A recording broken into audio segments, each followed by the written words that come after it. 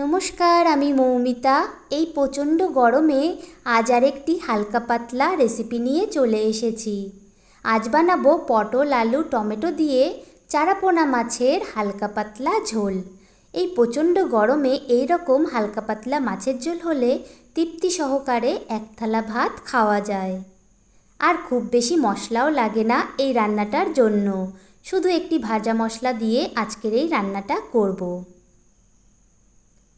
চলুন তাহলে রান্নাটা শুরু করি। রান্নার জন্য এখানে নিয়েছি পটল কেটে নিয়েছি, আলু টুকরো করে কেটে নিয়েছি টমেটো, লাল বা পাকা লঙ্কা। আমি সমস্ত রান্না এই লাল বা পাকা লঙ্কা দিয়েই করি, শুকনো লঙ্কা বা কাশ্মীরি লঙ্কার গুঁড়োর ব্যবহার করি না।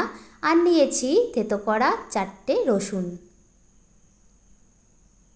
রান্নার জন্য এখানে নিয়েছি চারাপোনা মাছ।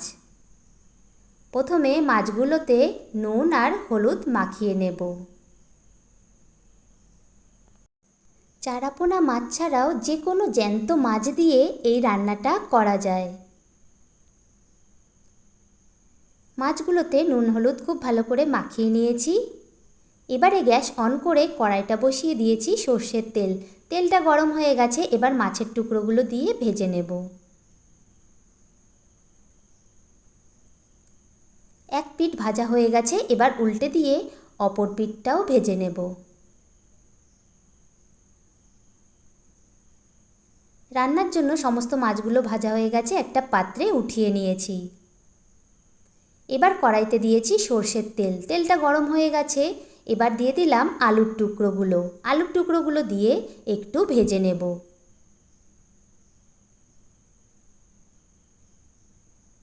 এবার দিয়ে দেব পটলের টুকরোগুলো।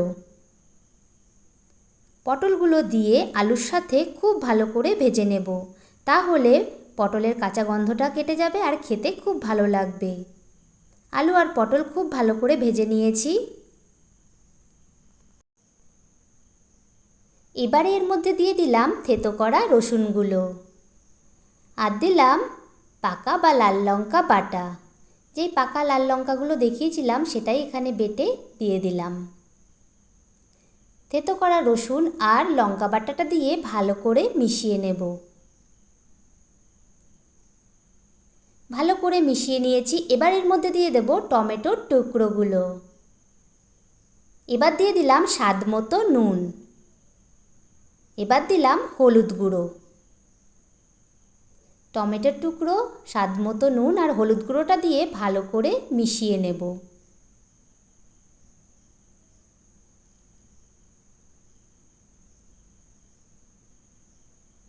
এবার দিয়ে দিলাম পরিমাণ মতো জল।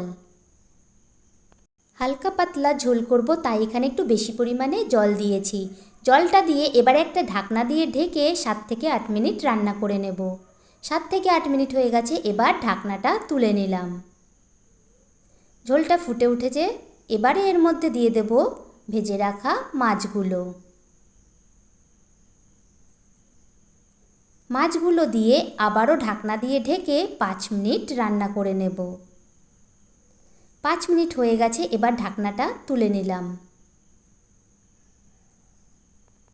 এখানে আলু আর পটলগুলো খুব ভালোভাবে সেদ্ধ হয়ে গেছে। এবারে একটা পাত্রে এই রান্নাটা ঢেলে নেব।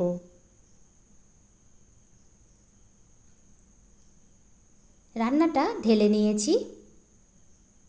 এবারে রান্নার জন্য একটা ভাজা মশলা তৈরি করে নেব। তার জন্য কড়াইতে দিয়ে দিলাম গোটা গরম মশলা, গোটা ধনে আর জিরে। মশলাগুলো দিয়ে ভেজে নেব।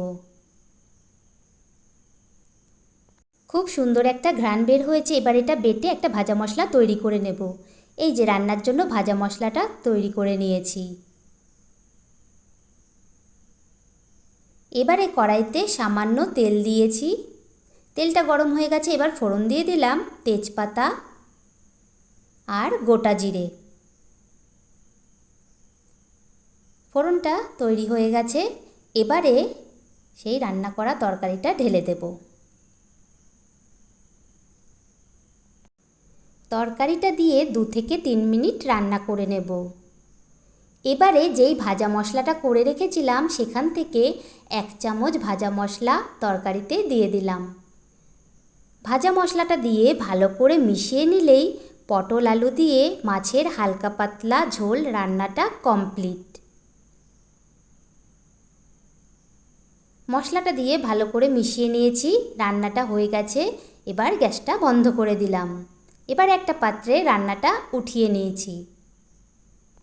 এখন যে প্রচণ্ড পরিমাণে গরম পড়ছে, তাতে যদি এরকম হালকা পাতলা মাছের ঝোল হয় তাহলে তৃপ্তি সহকারে দুটো ভাত খাওয়া যায়।